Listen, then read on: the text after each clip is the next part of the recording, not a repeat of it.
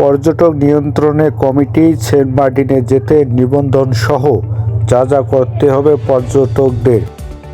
প্রবালদ্বীপ Saint মার্টিনে ভ্রমণে যাওয়া পর্যটক ও অনুমোদিত জাহাজ নিয়ন্ত্রণে যৌথ কমিটি গঠন করেছে পরিবেশ, বন ও জলবায়ু পরিবর্তন মন্ত্রণালয়। সেন্ট মার্টিনে যেতে হলে পর্যটকদের নিবন্ধন সহ নানান বিধিনিষেধ মেনে চলতে হবে।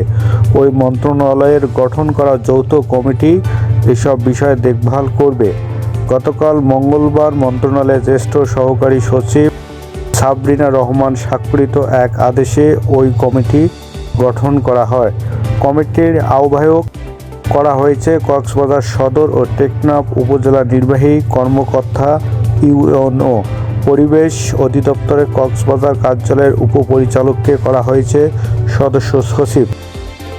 সদস্য হিসেবে থাকবেন বেসামরিক বিমান পরিবহন ও পর্যটন মন্ত্রণালয়, বাংলাদেশ ট্যুরিজম বোর্ডের কক্সবাজারের প্রতিনিধি, বাংলাদেশ অভ্যন্তরীণ নৌ পরিবহন কর্তৃপক্ষ কক্সবাজারের প্রতিনিধি, বাংলাদেশ কোস্ট গার্ড কক্সবাজারের প্রতিনিধি ও ট্যুরিস্ট পুলিশ কক্সবাজারের প্রতিনিধি।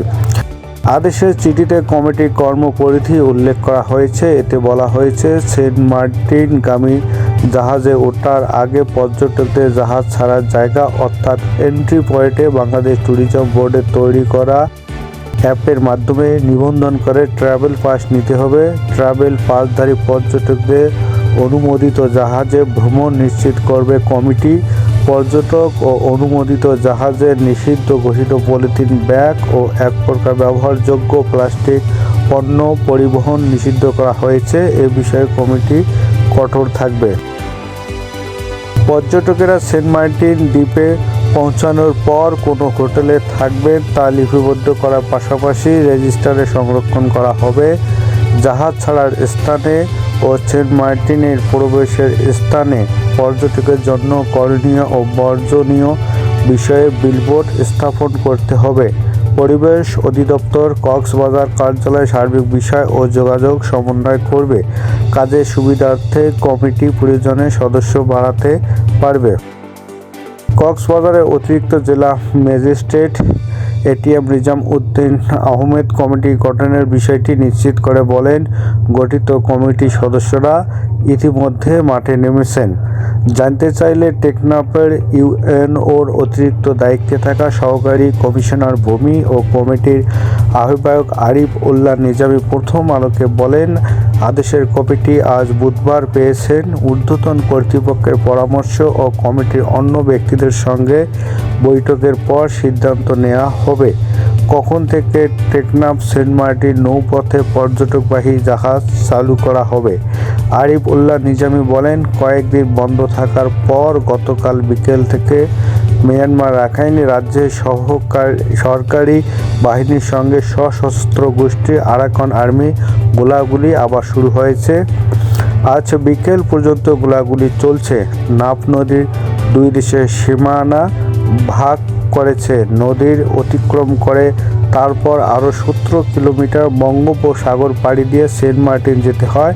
নাফ নদী অতিক্রম সময় অতীতের ওপার থেকে গুলি ছোড়ার ঘটনা ঘটেছে। এমন পরিস্থিতিতে নাফ নদী দিয়ে পর্যটনবাহী জাহাজ চলাচলের বিষয়ে ভাবছে কমিটি। পর্যটকদের নিরাপত্তা গুরুত্বের সঙ্গে বিবেচনা করা হচ্ছে।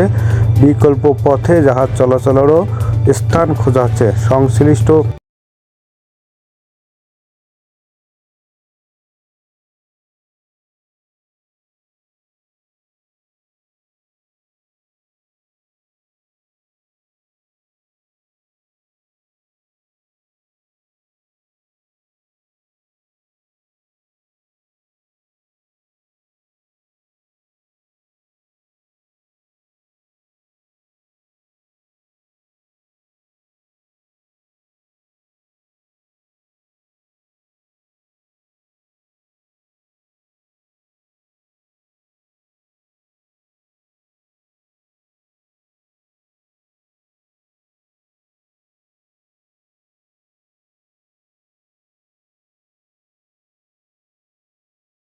সংশ্লিষ্ট সূত্র জানায়, গত 22 অক্টোবর পরিবেশ মন্ত্রণালয়ের এক সভায় সেন্ট মার্টিন নিয়ে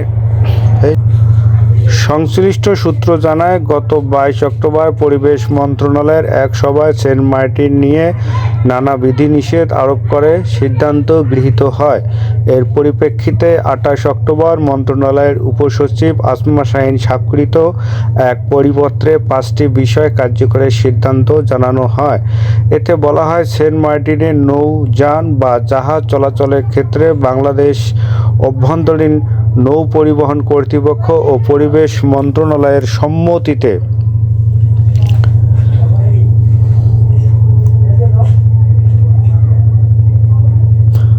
তারপর কক্সবাজারের জেলা প্রশাসক সেন্ট মার্টিনগামী জাহাজ বা নৌ চলাচলের অনুমতি দিতে পারেন।